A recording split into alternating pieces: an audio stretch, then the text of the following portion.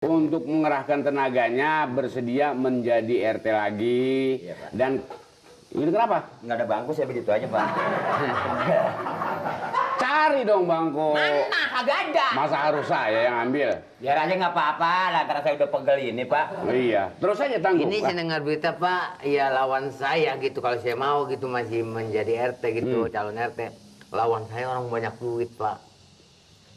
Orang banyak duit. Iya banyak kan sekarang kan begini Pak, calon RT, calon apa juga Pak. Sekarang tembok-tembok mengeluarkan duit, membagi-bagi duit kepada masyarakat supaya memilih dia, gitu.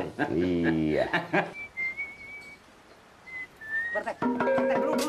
Emang lagi ngejar rumah tingkat itu.